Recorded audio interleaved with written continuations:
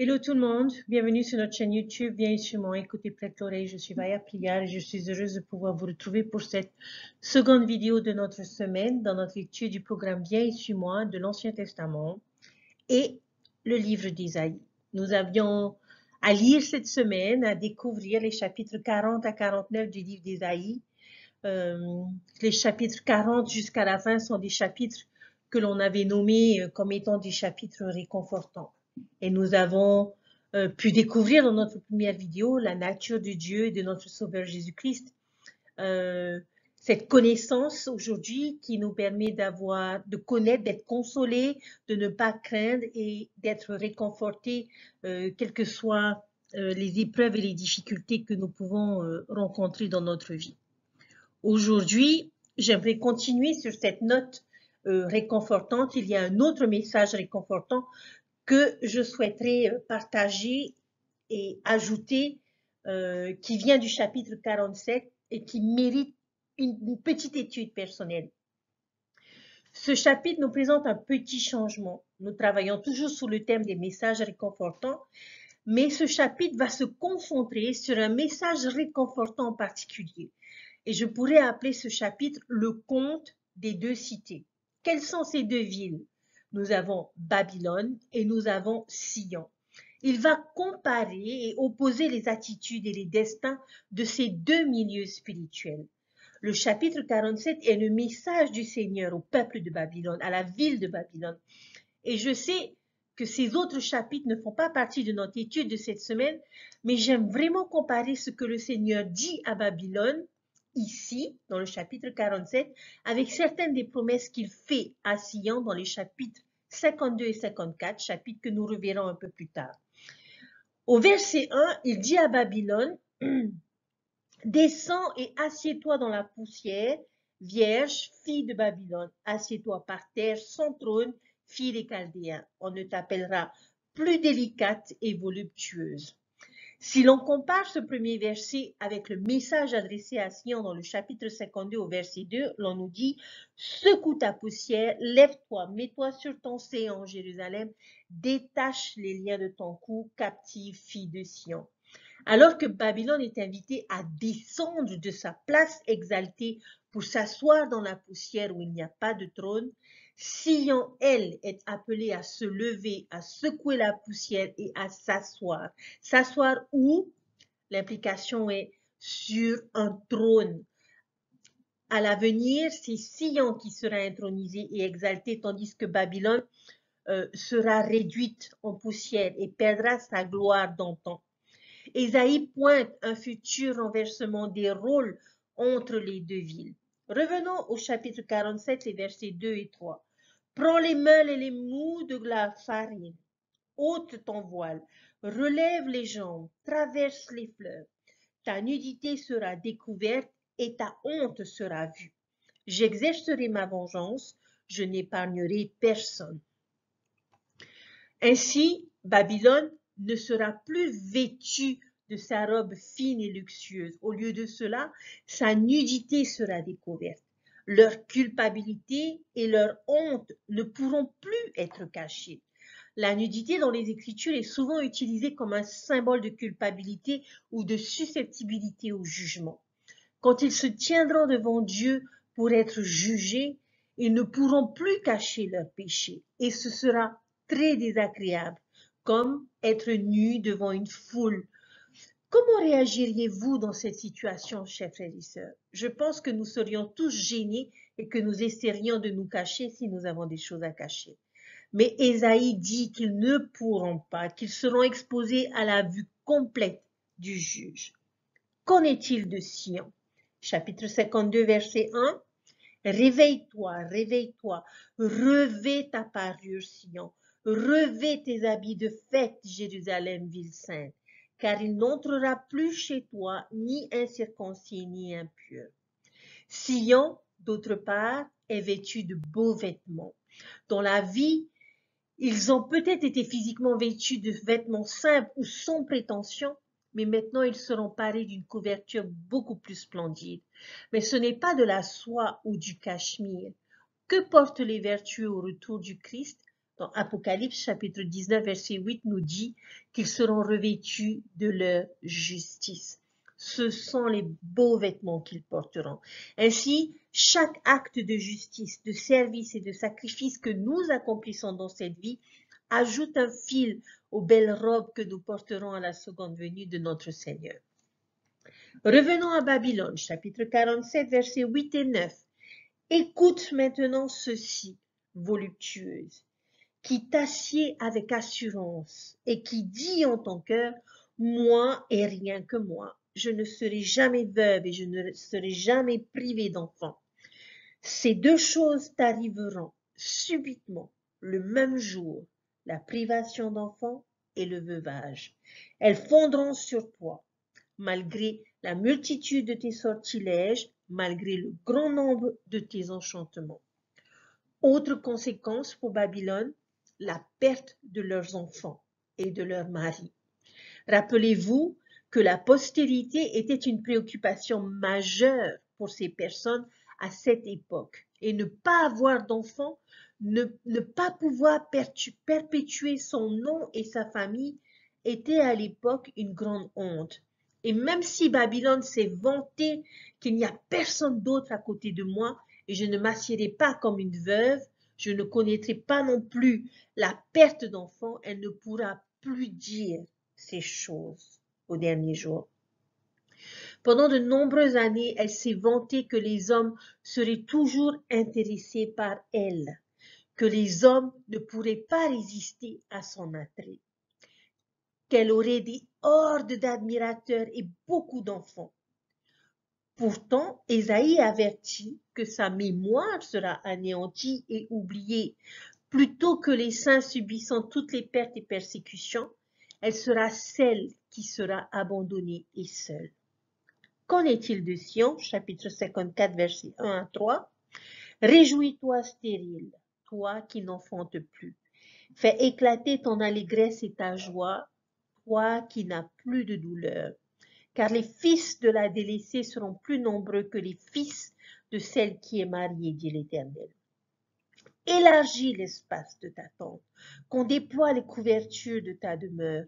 Ne les retiens pas, allonge tes cordages et affermis tes pieux, car tu te répandras à droite et à gauche. Ta postérité envahira des nations et peuplera des villes désertes. Sion, tu vas avoir tellement d'enfants que tu n'auras même pas la place de tous les tenir. Vous allez devoir vous procurer une tente beaucoup plus grande. Vous allez éclater à droite, à gauche. Les villes autrefois désolées seront remplies de tous les enfants que vous allez avoir.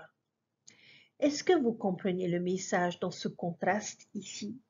Ésaïe nous aide à voir ce contraste. Les versets restants du chapitre 47 continuent à décrire la chute et la destruction de Babylone. Et nous pourrions résumer ce message dans les 4 derniers mots de ce chapitre. Personne ne te sauvera. Quel est le principal message de réconfort du chapitre 47, chers frères et sœurs, en particulier à la lumière de ces 2 autres chapitres qui nous parlent de Sion? Eh bien, tout simplement que Babylone tombera et que Sion se relèvera. Bien qu'il semble, chers frères et sœurs, parfois que le monde gagne et que Sion perd, bien que la méchanceté semble avoir le dessus et se vante de sa puissance, elle ne le restera pas éternellement. Parce qu'au final, c'est Sion qui triomphera. Sion prendra le trône et Babylone tombera en poussière. L'héritage et la postérité de Sion se poursuivront dans les éternités, tandis que Babylone deviendra veuve, orpheline et oubliée.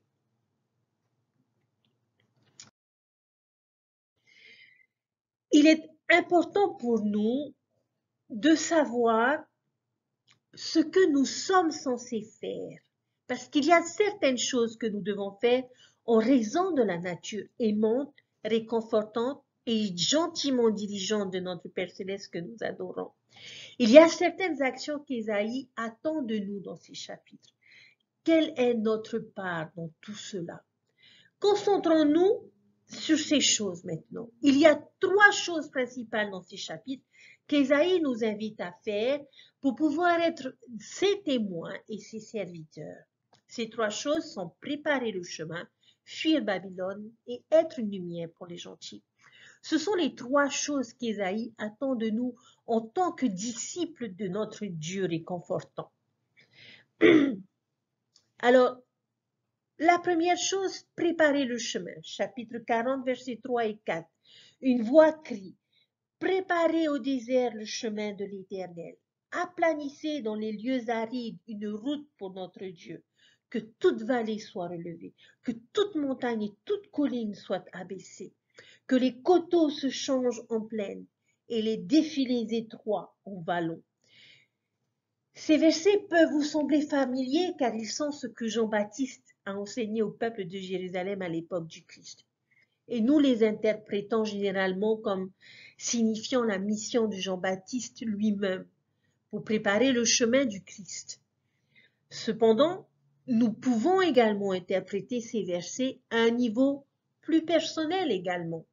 Nous devons tous, chers frères et sœurs, préparer le chemin pour que le Christ puisse entrer dans nos vies et dans la vie de ceux qui sont autour de nous. Malheureusement, il y a souvent des obstacles qui nous empêchent ou empêchent les autres de nous rejoindre rapidement. Il y a des vallées, il y a des montagnes, il y a des collines, des endroits tordus ou accidentés, autant de choses qui pourraient ralentir considérablement le temps de déplacement d'une personne si elle essayait de nous rejoindre. Parfois, nous plaçons ce genre de choses entre nous et le Christ. Ce sont nos péchés, notre scepticisme, notre négativité, nos mauvaises habitudes, beaucoup de choses qui peuvent tous ralentir l'entrée de notre Sauveur dans nos vies. Qu'est-ce qu'Ésaïe nous encourage à faire? Eh bien, il nous encourage à remplir nos vallées, à creuser ces montagnes et les collines, à redresser les endroits tordus et à aplanir ceux qui sont rugueux. Nous ne voulons pas d'un grand canyon entre nous et le réconfort de notre Sauveur. Nous voulons un vol direct jusqu'à nos cœurs. Peut-être que nous pourrions nous poser la question, quel obstacle dois-je éliminer de ma vie pour me préparer pour préparer le chemin du Sauveur? Lorsque j'ai lu ces versets et que j'ai vu montagnes, vallées, vallons, sentiers, je n'ai pas pu m'empêcher de penser au message de notre président Nelson, qui, dans son message « Le Christ est ressuscité », a développé le principe de la foi, que nous avons besoin de fortifier notre foi en notre Sauveur Jésus-Christ, parce que c'est cette foi qu'il a comparée à un grain de senevé qui nous permettra d'affronter les montagnes dans notre vie. Chers frères et sœurs, nous savons tous que le Christ reviendra et nous devons préparer le chemin pour ce retour. Mais nous devons, au jour d'aujourd'hui,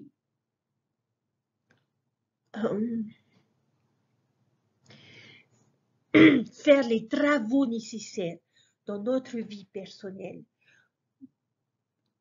qui nous permettront d'être beaucoup plus proches de notre Sauveur, pour que nous puissions davantage ressentir sa présence, son soutien et son amour réconfortant dans notre vie. Nous ne pouvons pas permettre à des cailloux, à des rochers, à des montagnes de nos péchés, de notre négativité, de nos conflits, nous tenir éloignés de l'amour de notre Sauveur Jésus-Christ.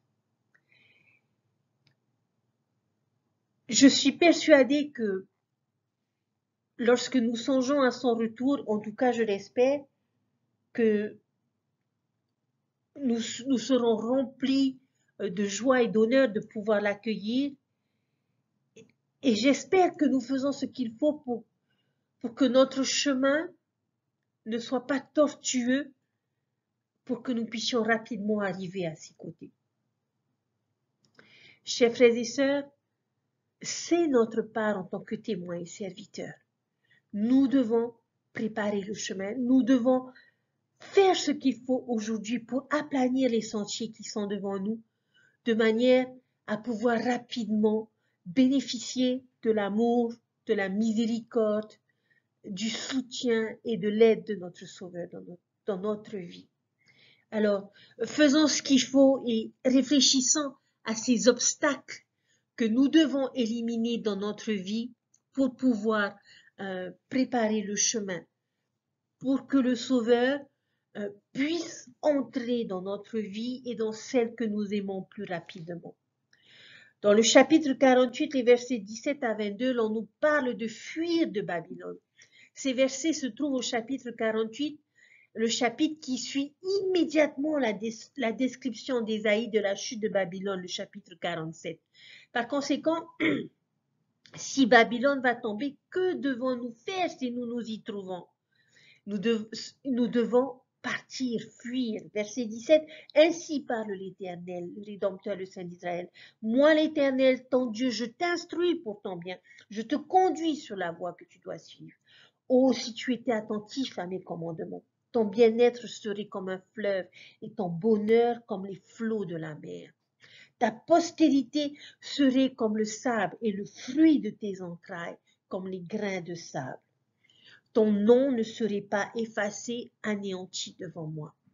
Sortez de Babylone, fuyez du milieu des Chaldéens, avec une voix d'allégresse, annoncez-le, publiez-le, faites-le savoir jusqu'à l'extrémité de la terre. Dites, l'Éternel a racheté mon serviteur Jacob.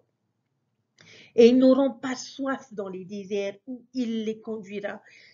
Il fera jaillir pour eux l'eau du rocher. Il fondra le rocher et l'eau coulera. Il n'y a pas de paix pour les méchants, dit l'Éternel. Chers frères et sœurs, le message principal est clair. Sortez de Babylone. Ne vous alignez pas sur le monde. Gardez les commandements de Dieu. Gardez vos pieds fermement ancrés dans Sion. Et dans ces versets, Ésaïe nous promet certaines choses. Verset 17, je t'instruis pour ton bien. Je te conduis dans la voie que tu dois suivre, les promesses du Seigneur. Ton bien-être sera comme un fleuve et ton bonheur comme les flots de la mer. Ce sont à la fois des images de constance et de stabilité. Les rivières coulent toujours et elles ne s'arrêtent jamais. Les vagues de la mer s'écrasent continuellement sur le rivage. Et bien que les rivières et les vagues puissent couler et se précipiter avec beaucoup de puissance et de sang, toutes deux peuvent offrir la paix et le réconfort. Si vous avez déjà été à côté d'une rivière ou sur une plage, je pense que vous comprenez ce que je veux dire.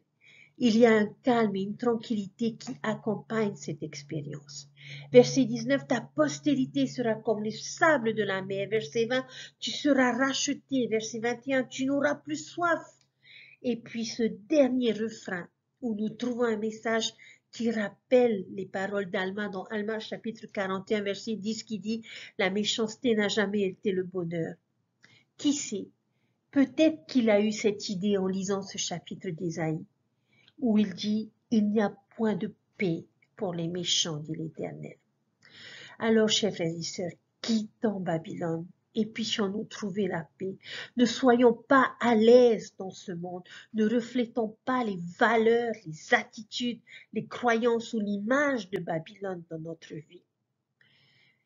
Peut-être devrions-nous nous poser la question, quelle influence babylonienne ou mondaine ai-je besoin de fuir aujourd'hui? Chapitre 49, les versets 1 à 23 est une lumière pour les gentils. Ce dernier message de réconfort qui se trouve au chapitre 49 est tellement bon que nous allons passer un peu plus de temps et je dirais même voir chaque verset. Si nous nous sommes fait citoyens de Sion ces derniers jours, alors nous savons tous que nous avons une œuvre à accomplir. Et ce travail est glorieux. Et je comprends que ces versets commencent initialement par se référer à la mission du Messie ou de Jésus-Christ. Mais il nous invite, son peuple, à se joindre à ce travail. Je nous invite donc à appliquer ces versets à nous. Verset 1, écoutez-moi, peuple lointain, soyez attentifs. L'Éternel m'a appelé dès ma naissance, il m'a nommé dès ma sortie des entrailles maternelles. Qu'est-ce que cela veut dire? Que nous avons été appelés avant notre naissance à faire ce travail. Notre bénédiction patriarcale a probablement quelque chose à dire à ce sujet. Nous avons été choisis pour faire partie de cette œuvre depuis avant la fondation de cette terre. Verset 2, il a rendu ma bouche semblable à un glaive tranchant. Il m'a couvert de l'ombre de sa main. Il a fait de moi une flèche aiguë. Il m'a caché dans son carquois. Verset 3, il m'a dit, tu es mon serviteur Israël en qui je me glorifierai. Il nous a donné l'épée de la vérité et a mis sa parole dans nos bouches. Il nous a protégés avec sa main de la chaleur et de l'éblouissement du monde, comme un parent aimant tendant la main pour empêcher le soleil de briller dans les yeux de leur bébé ou de leur enfant. Il nous a fait comme des flèches dans son carquois. Nous sommes ses armes ou ses outils pour le bien des derniers jours. Et il va nous utiliser pour combattre Babylone parce que nous sommes, chers frères et sœurs, ses serviteurs appelés et choisis. Verset 5, maintenant l'Éternel parle, lui qui m'a formé depuis ma naissance, pour être son serviteur, pour amener à lui Jacob et Israël encore dispersés. Car je suis honoré aux yeux de l'Éternel et mon Dieu est ma force. Verset 6, il dit, c'est peu que tu sois mon serviteur pour relever les tribus de Jacob et pour ramener les restes d'Israël.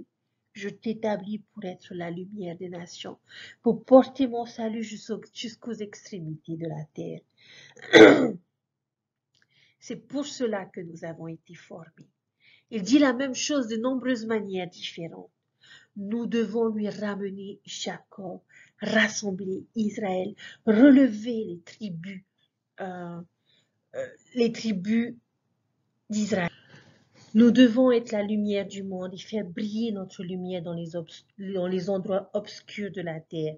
Verset 9 pour dire aux captifs sortez et à ceux qui sont dans les ténèbres parissez. Ils iront paître sur les chemins et ils trouveront des pâturages sur tous les coteaux. Verset 10, ils n'auront pas faim, ils n'auront pas soif. Le mirage et le soleil ne les feront pas souffrir, car celui qui a pitié d'eux sera leur guide et il les conduira vers les sources d'eau. C'est ce que nous devons faire, chers frères et sœurs, avec cette lumière qui nous a été donnée. Montrons-nous, il nous en supplie. Nous ne voulons pas cacher notre lumière sous le boisseau, mais nous devons la mettre sur un chandelier, afin que tous ceux qui sont dans la maison la voient et glorifient leur Père qui est dans les cieux, comme Jésus nous l'a enseigné sur le sermon sur la montagne. Il nous implore de les nourrir, de les conduire vers les hauts lieux. Oui, il peut y avoir de l'escalade, mais les vues, la nourriture et l'eau y sont tellement meilleures, plus claires et plus nourrissantes. Notre appel, chers frères et sœurs, est d'élever les peuples du monde vers ces meilleures choses pour les sortir de la pollution, de la saleté et de la dégradation de Babylone, pour les sauver de la violence, de la drogue, du cynisme, de la haine du monde, pour les élever à la lumière des temples, des Écritures, des prophètes, de la vérité et de leur destinée divine. Verset 13, cieux, réjouissez-vous, terre soit dans l'allégresse, montagne éclatez en cris de joie, car l'Éternel console son peuple. Il a pitié de ses malheureux. C'est un travail joyeux, une œuvre inspirante. Et là, nous voyons à nouveau ce message de réconfort. Nous ne voulons pas aller servir les gentils à contre-cœur. Nous devons travailler avec joie et nous réjouir de la sécurité de ces normes et de la satisfaction d'un travail honnête pour les âmes des hommes. Mais Sion va protester un peu ici parce qu'il ne leur semblera pas toujours que les choses vont dans le bon sens. Babylone semblera gagner du terrain, Sion sera persécuté, il sera en infériorité numérique, on va constamment se moquer d'eux depuis les fenêtres du grand et spacieux édifice. En fait, il peut même parfois sembler que Dieu les a abandonnés. Mais puissions-nous penser à ce que les premiers saints auraient pu ressentir en Ohio, au Missouri ou à Nauvoo. Verset 14, Sion disait, l'Éternel m'abandonne, le Seigneur m'oublie. Verset 15, une femme oublie-t-elle l'enfant qu'elle allaite? N'a-t-elle pas pitié du fruit de ses entrailles? Quand elle l'oublierait, moi je ne t'oublierai pas. En d'autres termes, une mère peut-elle oublier son propre enfant, son propre bébé? La réponse, oui, peut-être qu'ils peuvent oublier. Et je suppose même que cela est possible. Il y a des mères qui oublient ou qui abandonnent ou qui n'ont pas de compassion pour leurs enfants. Mais le Seigneur nous assure qu'il n'est pas ce genre de mère. Pourtant, je ne t'oublierai pas. Pourquoi? Verset 16. Voici, je t'ai gravé sur mes mains. Tes murs sont toujours devant mes yeux. Il y a une image que je pense que nous pouvons tous comprendre. Comment Jésus nous a-t-il gravés sur la paume de ses mains? C'est une référence à la crucifixion, à son sacrifice expiatoire. C'est comme s'il disait que même s'il n'était jamais tenté de nous oublier, chaque fois qu'il étendrait ses mains, il y aurait ces cicatrices, ces lésions d'amour, comme frère Hollande les appelait, les rappels de son sacrifice infini pour chacun d'entre nous. Tes murs seront toujours devant mes mains. Les murs de Jérusalem sont ce qui est sous-entendu ici. Il leur assure que leurs murs seront toujours là au premier plan de ses pensées. Vous souvenez-vous des préoccupations précédentes concernant les enfants dont nous avons parlé? Les Israélites, au temps d'Ésaïe, auraient été préoccupés par la destruction de leur ville, du sort de leur postérité et de leur avenir. Plus tard dans leur histoire, Jérusalem sera détruite et la maison d'Israël dispersée. Ils perdront leur royaume.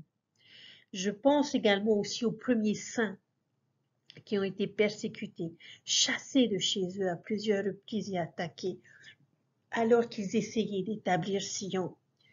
Ici, nous avons une image émouvante et poignante de la promesse des derniers jours de Dieu concernant l'avenir d'Israël. Verset 20. Ils répéteront à tes oreilles ces fils dont tu fus privé. L'espace est trop étroit pour moi. Fais-moi de la place pour que je puisse m'établir. Il leur promet qu'ils vont avoir tellement d'enfants qu'il n'y aura même pas assez de place pour eux. L'endroit sera étroit pour tous. Il dit, vous allez devoir organiser plus de terre pour qu'ils puissent y habiter. Nous allons devoir diviser les pieux, créer une nouvelle mission, construire plus d'églises et de temples pour tous. Verset 21, et tu diras en ton cœur, qui me les a engendrés? Car j'étais sans enfant, j'étais stérile, j'étais exilé, répudié. Qui les a élevés? J'étais resté seul. Ceux-ci, où étaient-ils? Incrédule, Israël demandera, d'où viennent tous ces enfants? Et j'imagine que vous savez de quoi je parle. Ce sont tous ces convertis étonnants et merveilleux à travers le monde qui ont été amenés dans l'attente d'Israël depuis que l'Église a été restaurée en 1830. Le rassemblement d'Israël dans les derniers jours, chers frères et sœurs, est un miracle incroyable à voir. Cela peut nous amener à regarder autour de nous et à nous demander avec émerveillement, d'où viennent-ils tous? Aller à une réunion ou un centre de conférence, assister à la consécration d'un temple, considérer le nombre de saints qui remplissent nos chapelles à travers le monde chaque dimanche. Et posons-nous la question, qui m'a engendré ceci? Ceci, où était-il passé? Verset 22. Ainsi a parlé le Seigneur l'Éternel. Voici, je lèverai ma main vers les nations. Je dresserai ma bannière vers les peuples. Et ils ramèneront tes fils entre leurs bras. Ils porteront tes filles sur les épaules. J'aime beaucoup cette image. Est-ce que vous arrivez à la voir? Des pères et des et des mères aimants portant leurs petits bébés dans leurs bras ou sur leurs épaules.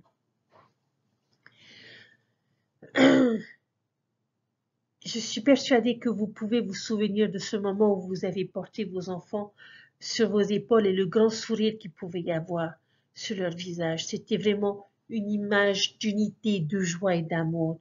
Et c'est ce que les missionnaires font avec ceux qu'ils instruisent. Pouvez-vous penser à ces jeunes aînés et sœurs et couples âgés et missionnaires membres qui portent leurs convertis dans leurs bras et sur leurs épaules pour les amener à Sion pour rejoindre la famille du Christ? Verset 23. Des rois sont tes nourriciers, leurs princesses tes nourrices. Ils se prosterneront devant toi, la face contre terre. Ils lécheront la poussière de tes pieds. Et tu sauras que je suis l'Éternel et que ceux qui espèrent en moi ne seront pas confus. Chers frères et sœurs, comment pourrions-nous prendre une part plus active au rassemblement d'Israël?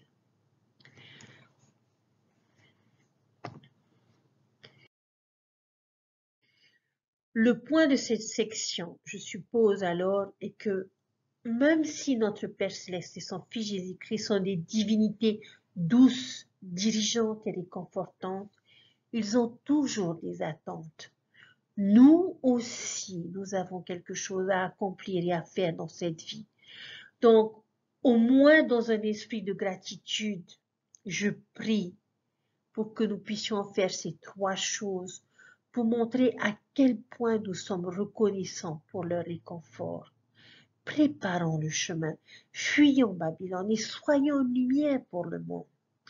Je sais que si nous nous efforçons de faire ces trois choses, Dieu sera toujours là pour nous prendre la main et nous conduire doucement. Hier soir, j'ai participé à une réunion de coordination missionnaire dans notre Pieux, avec notre président Pieux, quelques missionnaires et quelques dirigeants de paroisse. Et nous avons fait un constat assez triste du travail missionnaire. Les missionnaires semblaient essoufflés, avec de lourds fardeaux sur les épaules. Et j'ai beaucoup aimé l'enseignement de notre président Pieux, qui a rappelé l'expérience de Néphi qui essayait de convertir son peuple avec toute la puissance qu'il utilisait pour enseigner l'évangile. Il n'y avait que peu qui se convertissaient. Mais il a persévéré dans cette tâche. Et au bout de 2 années, davantage de personnes ont eu leur témoignage et se sont convertis. Notre président Pieux nous a enseigné que nous ne devons jamais abandonner et que préparer le chemin et être une lumière pour les gentils était une tâche très difficile, mais qui pouvait apporter beaucoup de joie et dont nous devrions retirer beaucoup d'honneur. Chers frères et sœurs, ne soyons pas égoïstes. Nous avons tous bénéficié de la miséricorde de notre Sauveur Jésus-Christ et de notre Père Céleste. Nous avons tous bénéficié de miracles et de nombreuses interventions divines dans notre vie. Et je suis persuadée que nous avons le témoignage que Dieu aime chacun de ses enfants. Alors puissions-nous, ne serait-ce que pour exprimer notre gratitude et notre reconnaissance à notre Père Céleste pour toutes les merveilleuses bénédictions que nous avons dans notre vie, puissions-nous être engagés dans l'œuvre du rassemblement d'Israël, que notre président Nelson a défini comme l'œuvre la plus importante et qui doit être une priorité dans notre vie. Puissions-nous aimer suffisamment Dieu et être capable de lui dire, j'irai et je ferai, pour que chacun de ses enfants puisse avoir la bénédiction de trouver le chemin qui les ramèneront à notre Père Céleste et à notre Sauveur Jésus-Christ. J'aimerais vous témoigner, chers frères et sœurs, que cette Église est vraie, que cet Évangile est vrai, et que nous devons nous efforcer de davantage être convertis à cet Évangile, à préparer le chemin qui nous rapprochera de notre Sauveur et préparer le chemin pour d'autres, afin qu'ils puissent aussi se rapprocher du Sauveur. Puissions-nous avoir la force, le courage de fuir Babylone, d'abandonner les choses qui nous éloignent de Dieu. Et puissions-nous être une lumière pour tous ceux qui nous entourent, de manière à ce que la lumière que nous pourrons, qui pourra émaner de nous, puisse les inviter à connaître et à trouver notre Sauveur Jésus-Christ. Chers frères et sœurs, des dirigeants, apôtres et prophètes se préparent pour nous enseigner. Je nous invite à nous préparer de manière à pouvoir être réceptifs aux messages qui vont être partagés lors de notre prochaine conférence générale. Je vous invite à préparer le chemin pour que les révélations personnelles puissent vous parvenir de manière à ce que vous sachiez ce que Dieu attend de chacun de vous individuellement et personnellement. Parce que je sais qu'il vit et qu'il nous aime et qu'il a tant de choses à nous dire parce qu'il se préoccupe de nous et ne veut qu'une chose, que nous ayons de la joie dans cette vie et pour toute l'éternité. Et je vous laisse toutes ces choses au nom de Jésus-Christ. Amen. Je vous souhaite une bonne fin de semaine, un bon week-end de jeûne et une bonne préparation à notre conférence générale. Prenez soin de vous et n'oubliez pas, brillez. Bye.